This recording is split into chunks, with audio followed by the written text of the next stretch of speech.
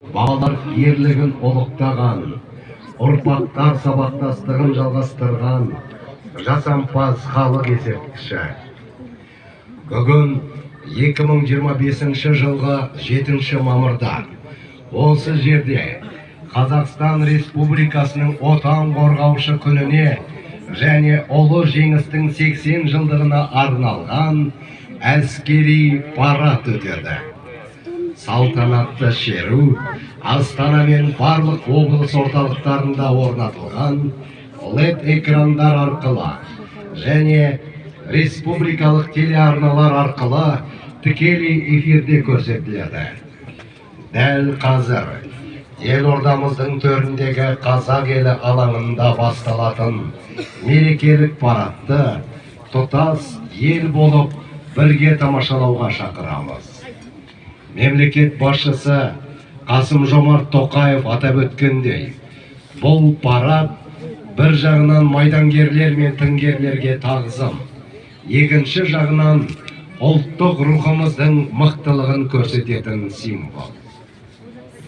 Говорит и показывает Астана. Сегодня, 7 мая 2025 года, все телеканалы ведут прямую трансляцию с главной площади страны Қазақ-Елі. В столице и крупных городах страны центральные LED-экраны настроены на получение сигнала прямо с этой площади. Через несколько минут здесь начнется военный парад, посвященный Дню защитника Отечества Республики Казахстан и 80-летию Великой Победы. Құрметті отандастар, ардақты ардагерлер, қадірлі қонақтар, тәуелсіз елдің отан қорғаушы күні, бейбітшілік пен тыныштықтың мән маңызын, қадір қасиетін арттыра түсетін мереке. Айбынды армиямыз, әрдайым егемендігіміздің кепілі, мемлекеттілігіміздің мызғымас тірегі. Мемлекеттің тұтастығы мен тыныштығына үлес қосу әрбір адал азаматтың перзенттік парызы. Әскери борышты өтеу, отанға деген шынайы сүйіспеншілікті іспен дәлелдеу. Ел есімі ел есінде. Бүгін халқымыздың қаһармандығы мен бірлігін, ел жүрек жауынгерлердің батырлығы мен тыл еңбеккерлерінің жан қиярлық еңбегін дәріптейтін күн. И прошел все ступени командных должностей до главнокомандующего сухопутными войсками Вооруженных сил Республики Казахстан. За заслуги перед государством Мереке Көшекбаев награжден орденами Айбын 2 степени и Дан 2 степени. Бүгінгі әскери шеруге Қазақстан Республикасының президенті, жоғарғы бас қолбасшы Қасым-Жомарт Тоқаев қатысып отыр. Сонымен қатар, елімізге мемлекеттік сапармен келген Вьетнам коммунистік партиясы орталық комитетінің бас хатшысы Тоғлам Мазай, сондай-ақ дипломатиялық корпус республикасының қорғаныс министрі генерал-полковник Руслан Жақсылықов. Сарбаздар,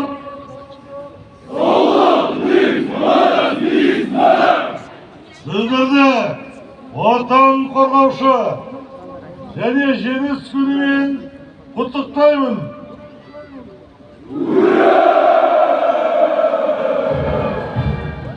Министр обороны прибывает для приветствия личного состава парадных расчетов пограничной академии КНД, отряда быстрого реагирования МВД, подразделений Национальной гвардии, Министерства по чрезвычайным ситуациям.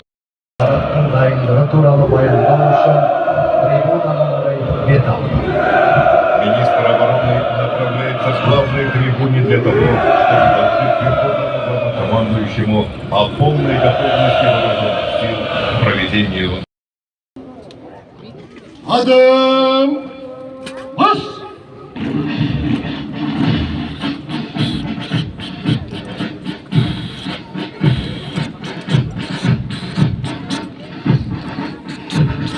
Ана тілегінің алдында Қазақстан Республикасының мемлекеттік туы желбірейді. Мемлекетіміздің егемендігі мен біртұтастығының басты рәміздерінің бірі. Тәуелсіздігіміз бен елдігіміздің негізгі құндылығы саналатын көк туымыз бүгінгі парадты бастап келеді.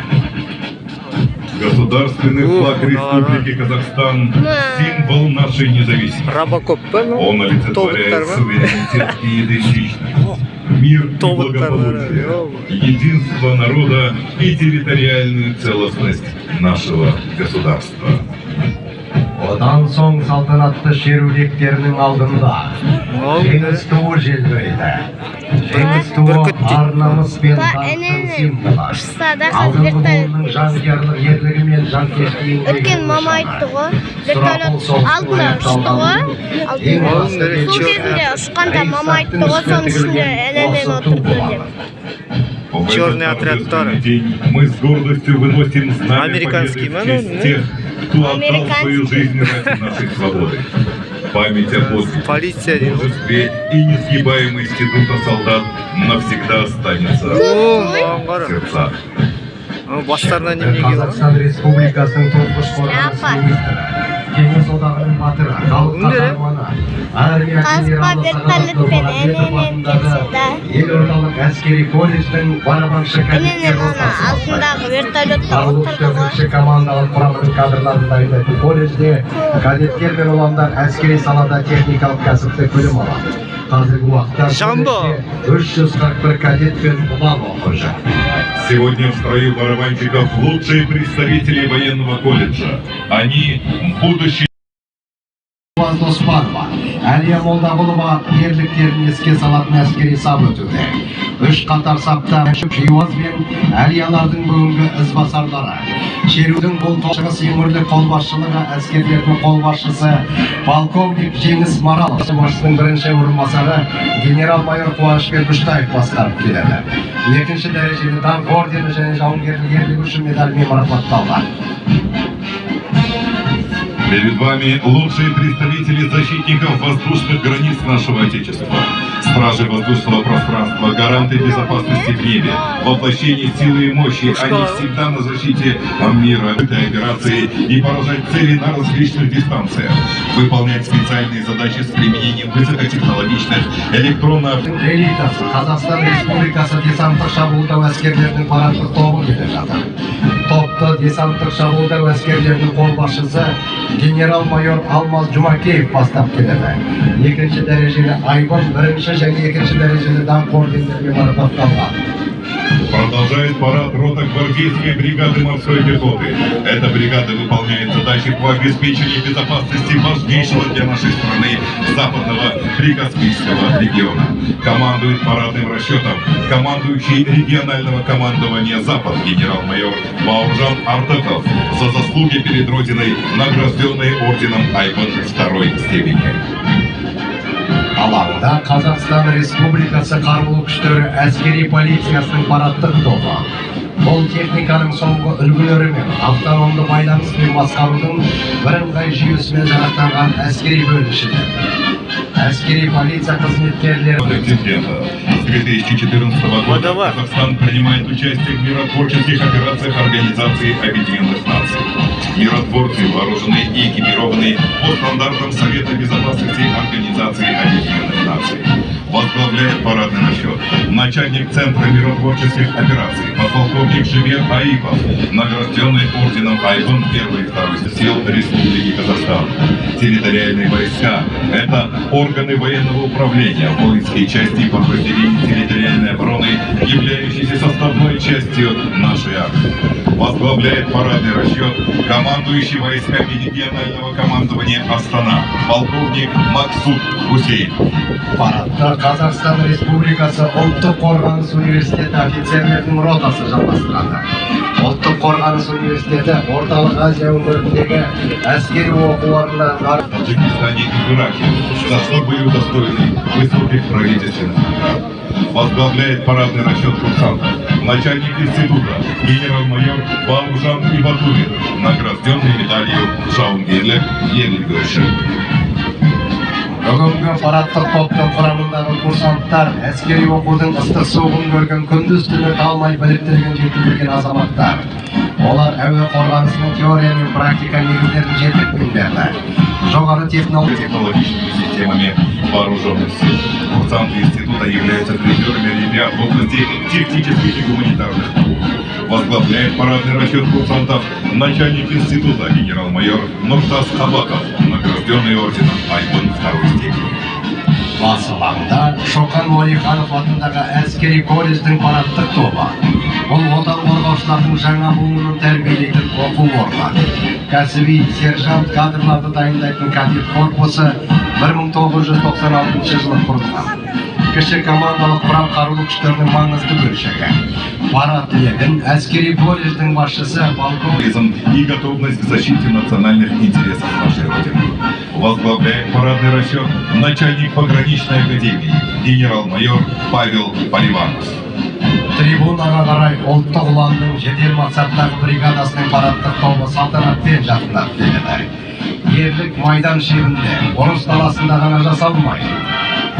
Біз арнайы және жұмылдыру даярлығы департаментінің бастығы, полиция генерал-майоры Сабыр Жүсіпбеков басқарады. Екінші дәрежелі даңқ орденінің және ерлік үшін медалінің иелері. Парадный расчет Министерства по чрезвычайным ситуациям – это символ верности Дому. Самоотверженности и уверенности в том, что безопасность граждан страны всегда в надежных руках. Во главе парадного расчета председатель комитета по гражданской обороне и воинским частям.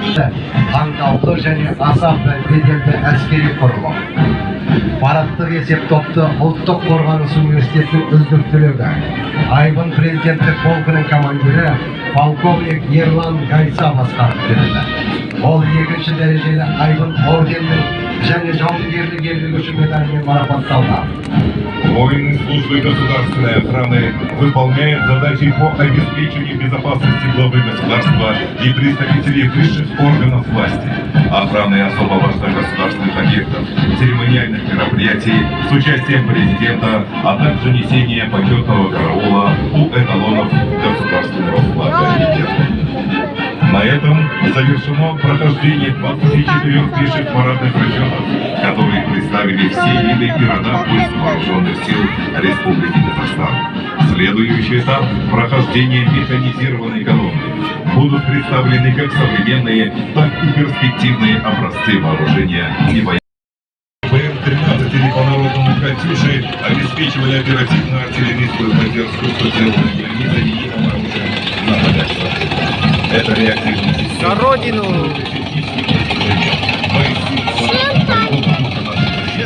Оставил значительный след в истории победы. Солдаттар.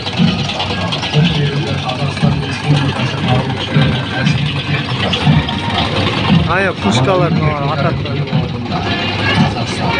Мынау зеңбіректер, Катюшалар. Катюша дейміз, осы атады. Сол Катюша дейміз. Машиналар жүріп барады. Ол техника Қазақстанда өндірілген. Қорғау әскерлерінің жалпы әскери бөлімшелері мен арнайы мақсаттағы бөлімшелер есебінде әскери техниканың жаңа үлгілері шығарылады.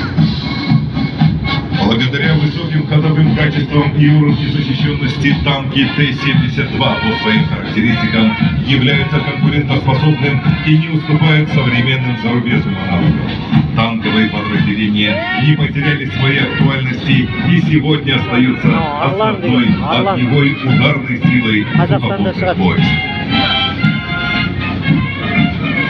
Марат бар ғой, Жауынгерлік бөлімшелердегі әскердің жауынгерлік машиналарын жүргізіп келе жатқан роталық мотоатқыштар тактикалық тобы. Ұрыс даласында жаяу әскердің жауынгерлік машиналары мотоатқыштар мен десанттық бөлімшелердің ең сенімді құралы. Құрлық әскерлердің негізгі қару-жарағы.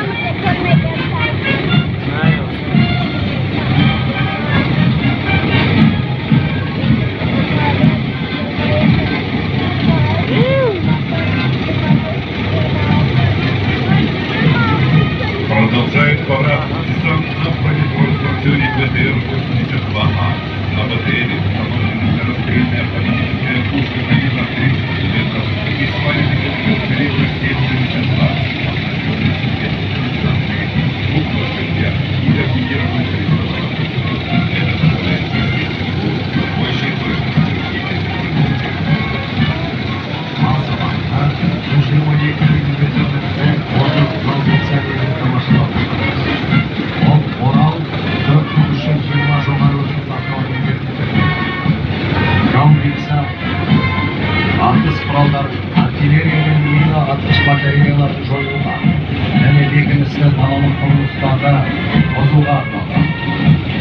артиллериялық бөлімшелер қорғаныс әскерлерінің механикаландырылған десанттық шабуылдау және танк бригадаларының артиллериялық бөлімшелері құрылған. Гаубица Д-30 способна выполнять до 8 выстрелов в минуту дальностью свыше 15 километров. Боевой расчет гаубицы 6 человек. Основная особенность гаубицы – это возможность осуществления кругового обстрела без каких-либо дополнительных маневрирований. Назарларыңызға 8-ден 8-ге дейінгі дөңгелек формуласы бар КАМАЗ 63-502 жоғары өрімді автомобильдер жетегіне алған 122 мм Муста Б гаубицасын ұсынылады. Гаубица артиллериялық зәңгілері, атқыш батареяларын, танкты және басқа құрылған құрбандарды жоюға, далалық бекініске және басқа да қорғаныс құралдарын бұзуға арналған. Колонну артиллерии продолжает 152-мм пушка гаубица Герцен. Пушка Герцен может вести огонь на дальности до 33,5 километров. Расчет орудия с боевую готовность всего. Көздігілен жүретін артиллериялық акация қондырғылардың ерекшелігі, олардың икемділігі, олар қысқа уақыт способны решать самые сложные боевые задачи. Парадында 122 мм 9 А-51 Prima дүркіндегі оқ ату реактивті жүйелердің жауынгерлік машиналары. Бұл қорғаныс әскерлерінің атыс күшін ұлғайтуға арналған заманауи артиллерия кешені. Следом по площади проходят бои, рассчитать координаты целей и нанести точный удар. Реактивные снаряды могут оснащаться воздушными боевыми частями, осколочно-фугасными, кассетными, термобарическими, а также управляемыми боеприпасами. Алаңда штурм С танкіге қарсы зымыран кешені келе жатыр. Ол танктер мен сауыттар сандарды жоюға арналған. Бұл дәлдігі жоғары қару саналады. Зымырандардың шапшаңдығы аса жоғары. Яғни нысанаға көз-ілеспес жылдамдық беріледі. Основная задача батареи зенитно-ракетного комплекса «Стрела-10» – защита частей и подразделений, а также других ракетных средств воздушного нападения противника. Зенитно-ракетные комплексы состоят на вооружении подразделений противовоздушной обороны сухопутных войск.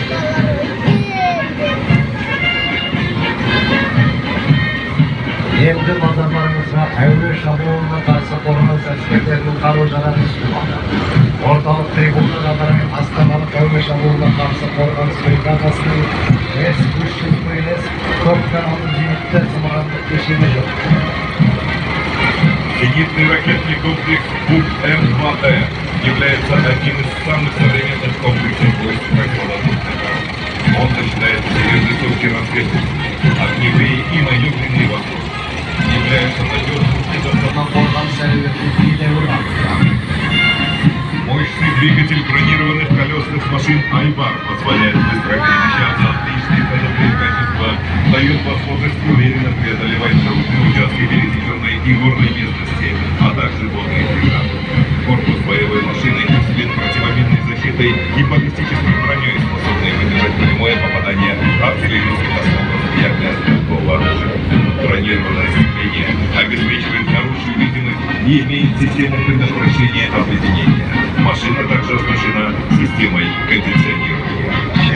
12,7 мм для обеспечения национальной безопасности и эффективного выполнения боевых задач. Колонна автомобильдеріне тиелген БМ-790 және РИП-7 катерлері жалғастыруда. Бұл катерлер Каспий теңізінің су айдынында қауіпсіздікті қамтамасыз етеді. Суда аса күрделі міндеттерін орындауға мүмкіндік береді. Перед трибуной проходит механизированная колонна отряда специального назначения сил специальных операций на боевых вездеходах «Баки» и квадроциклах. Вертолеттар Алаңда қайда? мобильдердің ізінала әскери квадроциклді қозғалды. Олар арнайы тактикалық тапсырмаларды орындауға арналған броньланған қуатты арлан жауынгерлік машинасы қозғалып келеді. Ол қала қорғасында, далада, Гольф ойнайтын машиналар ғой. экипажға сенімді Гольф айдайтын? Ойнайтын гольф деген ойын бар ғой. Тесікке шарик. Мультифункциональная боевая машина ТНХ-2 Барыс А8/8 по водоходным характеристикам считается одной из лучших в мире. Квадроцикл. Учитывая тактико-технические характеристики, ПКМ-Т предлагается в качестве основного образца для оснащения десантных. озық технологиялармен жабдықталған бронетранспортер ең қиын жағдайларда қолдануға арналған. Бауырыс ауыр калибрлі оқтар мен артиллериялық снарядтардың сынақтарына Мынау новый шығар Далее ваше внимание Қазақстанда. комплекс Шахтутас, который оснащен современным оборудованием, способным в реальном масштабе во времени определить местоположение радиоэлектронных средств, осуществить анализ радиоизлучения, выбрать наиболее целесообразные виды побед, используя радиоэлектронного подавления, эффективно распределить цели между станциями побед. Ең соңғы автожөндеу зауытында модернизациялау көреді. РАС-2 КИЗ позволяет оперативно выявлять, локализовывать и устранять угрозы, обеспечивая защиту гражданского населения.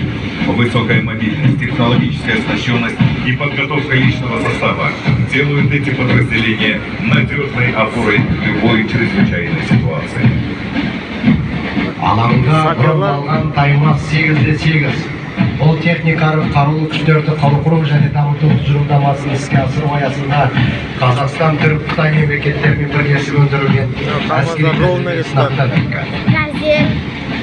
Беспилотный авиационный комплекс предназначен для ведения разведки, наблюдения и целеуказания в автоматическом режиме по маршруту. Шагала-М может быть использована как ретранслятор для увеличения дальности связи или оснащен ударным боеприпасом ВОК-25. Алаңда экипажсыз самғау роботты катері. Ғылым комитетінің бағдарламалық мақсатты қаржыландыру шеңберінде Қорғаныс министрлігі әскери стратегиялық зерттеу орталығы жасады. Противоминной защищенности для решения служебно-боевых задач. Колонну возглавляет начальник бронированной танковой службы Национальной гвардии полковник Арсен. Самолет ұшырады. Дрондар бар. Салтанатты колоннаға алғаш рет отандық өндірістің Алан-2 доңғалақты машиналары қатысып отыр. Арнайы техника бейбіт және соғыс уақытында радиациялық, химиялық және биологиялық бақылау, мониторинг, әскери жағдайлық ауқымдағы іс-шаралардың қауіпсіздігін қамтамасыз етуде жоғары тиімділікті көрсетті. Төтенше жағдайлар министрлігі колоннасын азаматтық қорғаныс және әскери бөлімдер комитетінің офицері подполковник Жеңіс Нұрбеков басқарады. Прохождение колонны завершает боевая техника службы государственной охраны. Отандық өндірістің Сандка, Алан-1, Алан-2 брондалған машиналары заманын асырып, еліміздің қауіпсіздігін күзетуде қолданылады. Через считанные секунды в небе над столицей появятся вертолеты и самолеты военно-воздушных сил Министерства по чрезвычайным ситуациям и авиационной службы Комитета национальной безопасности Республики Казахстан. Сегодня военно-воздушные силы, имея на вооружении самолеты и вертолеты, состоят из фронтовой, армейской и военно-транспортной авиации. Ежесуточно на боевом дежурстве находятся экипажи, способные немедленно выполнить поставленные задачи. Әскери әуе күштері, қарулы күштер әскерлерінің негізгі атыс және Вертолеттар ұшады қазір. ол елдің маңызды жителей селов Жангелдинского района города Казахстана. Экипажами МиГ-8 осуществлялась эвакуация жителей Городовицкого района Западно-Казахстанской области и Уюрского района Арктической области. Бортами С-295 была организована перевозка личного состава МЧС и залетных войск, а также доставка гуманитарных. Ол қорлық әскерлері бөлімдерінің ұтқырлығын арттыруға әскерлерді қару-жарақпен қамтамасыз етуге, сондай-ақ көздеген нысандарды жоюға арналған. Ол тікұшақтар таулы және жоғары температура жағдайында жауынгерлік тапсырмаларды орындайды. Әуе жолында Mi-35 ең көп мақсатты соққы беретін тікұшақтар тобы. Бұл топты армия Является бронированная техника и живая сила противника. Mi-35 тікұшағында қарсы басқаратын зымырандары және зымырандары мен зеңбірек қондырғысы бар. Ол навигация кешенінің бірінші сыныпты ұшқыш майор Жанат Тұрмағанбетов. Mi-8 әлемдік авиация тарихындағы ең жаппай және сенімді тікұшақтардың бірі. Ол әлемнің 50-ден астам мемлекеті қолданылады. Ми-8 и Ми-171 могут использоваться для высадки. Асхат Әбдікәрімов басқарады. Топ құрамында Алда 3 ТС-145 және 2 Н-145 тікұшақтары бар. Барлық ұшқыштарының кәсіби тәжірибесі мол. Олардың жалпы ұшу уақыты 4000 сағаттан асады. Вертолеты МЧС Комитеттің арнайы және терроризмге қарсы операцияларына қатысады. Сондай-ақ Қазақстан Республикасының мемлекеттік шекарасын ұрыстық бүркемелеуді қамтамасыз етеді. Тікұшақ экипаждары күндіз-түні тауларда және суларда 10 это легкий многоцелевой двухмоторный транспортный пассажирский самолет, предназначенный для эксплуатации на неподготовленных грунтовых, травяных, смежных площадках и аэродромах с короткой взлетной полосой.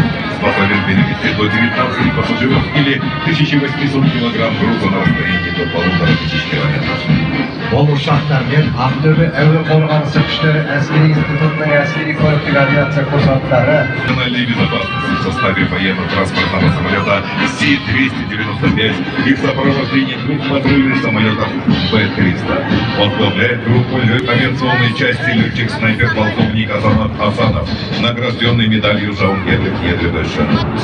екі орындық М-39 бомбы жауынгерлік ұшағы әуе күштерінің курсанттарын кез келген ауа Казахстана, а также ближнего и дальнего зарубежья. әуеде Ту-154 ұшағы, онымен қатарласа 2 Су-30 СМ жойғыш ұшағы сүйемелдеп келеді. Ұшақ қорғаныс министрлігі басшылығының әуедегі басқару пункті болып саналады. Әуе кемесін подполковник Қанат Успанов басқарады. Әуеде бірінші сыныпты ұшқыш подполковник Асылбек Жұмабаев басқарады. А-400М әртүрлі тапсырмаларды орындауға арналған. Топ мақсатты әскери көліктік ұшақ. Ол әскери тасымалдау медициналық эвакуация. Әуе десанты, гуманитарлық миссиялар. Жету қиын жерлердегі операциялар сияқты маңызды қызметтерді атқарады. Жойғыш ұшақтарын көріп отыр. Топты авиация көлігінің командирі ұшқыш мерген полковник Нұрлан Бекосов басқарады. Су-30 жойғыш ұшақтары еліміздің мемлекеттік жауынгерлікке өршіп жетіп алады. Әуе шекарасына қауіптерді Многоцелевой тяжелый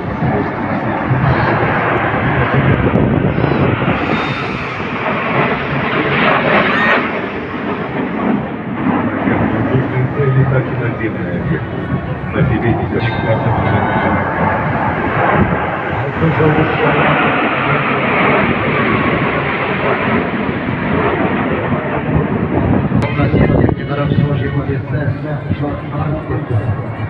Бұл шабуылдаушы құрылған әскерлерге әуе жасайтауға арналған.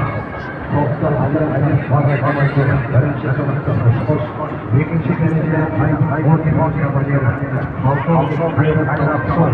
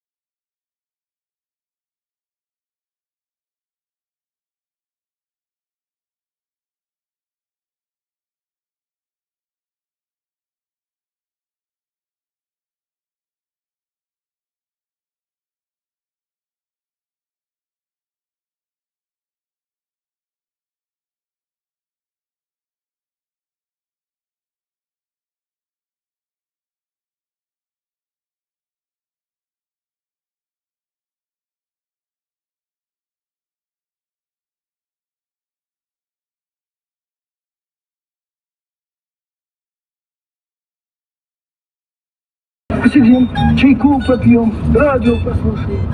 Вас как зовут? Да я Руслан. В эфире Ретро-ФМ Казахстан. Руслан Туликенов.